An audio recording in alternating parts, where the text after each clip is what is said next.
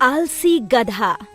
रामपुर गांव में बुजुर्ग पति पत्नी रहते थे जो खेती करके अपना गुजारा किया करते थे। एक दुर्घटना में उनके बेटे और बहू की मृत्यु हो गई थी, जिसके बाद उनका पोता मोनू भी उन्हीं के साथ रहता था। जय राम जी की चाचा। जय राम जी की। काहे इतना कष्ट कर रहे हो चाचा? पहले तो 1 घंटे में पूरा खेत अकेले ही जोत लिया करता था। अब पहले जैसी फुर्ती कहाँ रही मुझ में। देखो, पिछले 3 घंटे से लगा हूं, फिर भी आधे से ज्यादा खेत जोतना बाकी है। मेरी मानो तो खेती करना अब आपके बस की बात नहीं है चाचा। हाँ बेटा, मैं ये खुशी से थोड़ी कर रहा हूँ। अगर खेती नहीं करूंगा तो घर कैसे चलाऊंगा? पूरे घर की जिम्मेदारी मुझ पे ही तो टिकी है। मैं कुछ मदद कर दूं, पर मैं खेत जोतने के पैसे लेता हूँ। अच्छा, ये नया व्यापार शुरू किया क्या? अभी तुरंत मुरारी जी का खेत जोत कर आया हूँ। कितने रुपये लेता है तू इस काम के? वैसे तो मैं सबसे 300 रुपये लेता हूँ, पर आप मुझे 100 रुपये ही दे देना। ठीक है बेटा, जोत दे। राकेश तुरंत ही काम पर लग जाता है। शंभू राकेश को 100 रुपए देकर खुशी खुशी घर चला जाता है। दादाजी आ गए, दादाजी आ गए। क्या? इतनी जल्दी कैसे आ गए? लगता है पूरा खेत जोत नहीं पाए। हाँ बेटा, तेरे दादा आ गए। क्यों जी, आज भी पूरा खेत जोत नहीं पाए? अगर ऐसे ही चलता रहा ना तो हम भूखे मर जाएंगे। आते ही शुरू मत हो जा, मुझे अपने घर की चिंता है। पहले पानी पिला दे, बाहर कितनी धूप है। अब बोलिए, क्या हुआ? वो राकेश है ना, अपने गांव वाला। हाँ। उसने एक नया व्यापार शुरू किया है। वो लोगों के खेत जोतने के पैसे लेता है। अच्छा, फिर तो वो बहुत पैसे कमाता होगा। हाँ हाँ, क्यों नहीं कमाएगा। गांव में मेरे जैसे कितने लोग हैं जो अपना खेत खुद नहीं जोत पाते हैं। मैंने भी यही किया, अपना खेत राकेश से जोतवा रहा हूँ। अच्छा किया, पर हमारे पास पैसे भी कम हैं। कुछ सालों बाद मोनू भी स्कूल जाएगा। स्कूल में देने के लिए पैसे कहाँ से आएंगे? हाँ, इसलिए हमें अभी से कुछ करना होगा। मोनू के स्कूल के लिए पैसे जमा करने होंगे। दादाजी देखो, मैं बड़ा हुआ या नहीं? तू तो मुझसे भी ज्यादा बड़ा है। तो मैं स्कूल क्यों नहीं जा सकता हूँ? क्योंकि तू रात में सोते समय बिस्तर में ही सूसू करता है। पता है दादाजी, आज आलसी गधा चल रहा था। सच में? मैंने तो उसे कभी चलते हुए देखा ही नहीं। वो बहुत सयाना है दादाजी। जब कोई नहीं देखता है ना, तब वो चुपके से चलता है। वाह, ये तो तुझसे भी सयाना है। शंभू मोनू की बातों में हामी भर रहा था, पर शंभू जानता था कि उसका गधा बहुत ही आलसी है और वो खुद से कभी चलता नहीं है। शंभू फिर अगली सुबह खेत चला जाता है। धूप कल से ज्यादा थी। शंभू खेत में खेती करते हुए बुरी तरह थक जाता है। तभी राकेश आता है। क्यों चाचा, क्या हाल चाल? सब ठीक बेटा। तभी शंभू के नाक से खून निकलने लगता है और शंभू वहीं गिर जाता है। चाचा क्या हो गया? राकेश शंभू को डॉक्टर के पास ले जाता है और वहां शंभू की पत्नी राखी और मोनू भी आ जाते हैं। डॉक्टर साहब, मोनू के दादाजी को कुछ हुआ तो नहीं ना? अरे चाची, ऐसी कोई बात नहीं है। ये सब ज्यादा गर्मी में काम करने की वजह से होता है। चिंता करने की कोई बात नहीं है। ये सामान्य है, ऐसे मौसम में हो ही जाता है। तो मैं फिर से खेत में खेती कर सकता हूँ ना? चाचा, आपकी उम्र नहीं है खेतों में काम करने की। अभी भी खेतों में काम कर रहे हो, ये बहुत बड़ी बात है। मैं तो ये सलाह देता हूं, अब खेतों में काम मत कीजिए। आपका शरीर अंदर से कमजोर है। तो बेटा मेरा चलेगा कैसे? ये भी समस्या है। आप अकेले ही कमाने वाले हैं।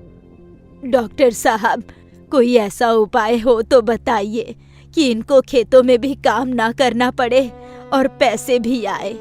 सोचता हूँ चाची यहाँ हॉस्पिटल में एक धोबी की तलाश है। रोज कपड़े निकलते हैं धोने के लिए। अगर चाचा और आप मिलकर धोबी का काम करें तो कैसा रहेगा? सुझाव तो अच्छा है। घर के बगल में नदी भी है और हमारे पास एक गधा भी है कपड़े धोकर लाने के लिए। अरे पर वो तो आलसी गधा है, वो भला क्या कपड़े ढोएगा? अरे चाचा, कोई ना कोई तरीका होगा ही उस आलसी गधे से भी काम करवाने का। और अगर आप धोबी का काम करेंगे तो आपको खेती से तो बहुत अच्छे पैसे मिलेंगे। ऊपर से आपको धूप में भी काम करने की जरूरत नहीं। ये भी ठीक है। शंभू डॉक्टर साहब की बात मान लेता है और घर लौटता है। दादाजी, चलिए ना, हम गधे को नहला देते हैं। हाँ हाँ, नहलाएंगे भी और इसे घूमने भी ले जाएंगे। अरे वाह, आज तो मजा आएगा। अगर ये चलना चाहे तो। राखी ने गधे को नहला तो दिया और फिर उसे घुमाने की बारी थी। अरे चल चल चल मेरे गधे, जल्दी चल। मोनू और राखी बहुत कोशिश कर रहे थे पर वो गधा चल ही नहीं रहा था। अरे आप भी जरा मदद कीजिए ना। अभी आया। शंभू भी गधे को धक्का मारने लगा पर गधा बिल्कुल हिला ही नहीं। आखिर तीनों थक गए। अब भगवान ही इस आलसी गधे को हिला सकते हैं। मैंने कहा था ना, ये एक नंबर का आलसी है। बस खाएगा और बैठेगा, इससे कोई काम नहीं होगा। गई भैंस पानी में। अब हमें ही कपड़ों का वजन ढोना होगा। हाँ, देखते हैं क्या होगा। अगली सुबह राखी गधे को चारा खिलाती है। कम से कम आज तो चल। पता नहीं ये गधा आज भी चलेगा या नहीं। ए जी, जरा धक्का लगाइए ना, आज इस गधे को खड़ा करते हैं। ठीक है।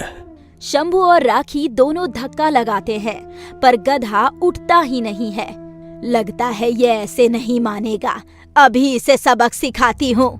राखी घर के अंदर से एक छड़ी लेकर आती है। वो जैसे ही गधे को मारने ही वाली होती है कि शंभू उसे रोक लेता है।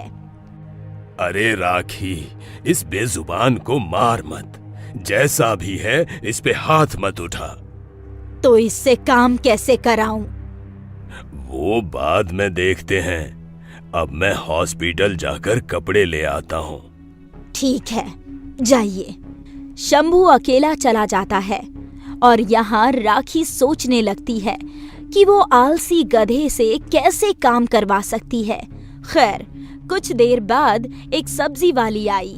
सब्जी ले लो, ताजी ताजी सब्जी। अरे काकी, सब्जी चाहिए का? क्या क्या है? सब्जी वाली एक एक सब्जी दिखाने लगी।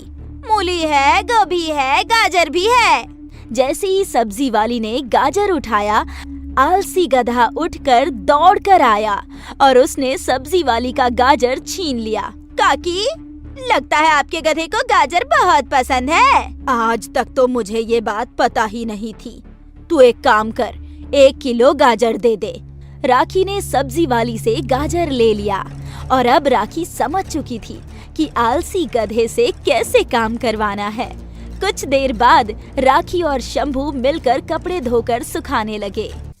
अब इन सबको वापस हॉस्पिटल में देने जाना होगा। आप चिंता मत कीजिए, आपको इन्हें उठाना नहीं होगा। वो कैसे? अभी बताती हूँ। राखी घर गई और उसने गधे की आंख पर पट्टी बांधी और फिर एक डंडे पर गाजर टांग कर डंडा गधे के सिर से बांध दिया। फिर राखी ने पट्टी खोली। गधे ने गाजर देखा और गाजर खाने के लिए दौड़ने लगा। इसके बाद राखी ने डंडे को हिलाया और गधा नदी की ओर चल पड़ा। शंभू गधे को आता देख हैरान था। ये कैसे किया? बस थोड़ा सा दिमाग। हमारे गधे को गाजर बहुत पसंद है। अच्छी बात है। इसके बाद शंभू ने गधे पर सारे कपड़ों की बोरियां लाद दी और डंडे को हिलाते हुए उसे हॉस्पिटल ले गया। और जब काम खत्म हो गया और वो लोग वापस आए तो शंभू ने गधे को गाजर खिला दिया। उस दिन से रोज यही चलता था। शंभू रोज एक गाजर टांग कर गधे से काम करवाता था और उसका आलसी गधा सारा काम कर देता था। अब शंभू और राखी की जिंदगी पहले से बेहतर हो गई थी। हॉस्पिटल के कपड़े धोकर उन्हें ज्यादा पैसे मिलते और मोनू भी स्कूल जाने लगा था। उन दोनों की सारी परेशानियां खत्म हो गई थी।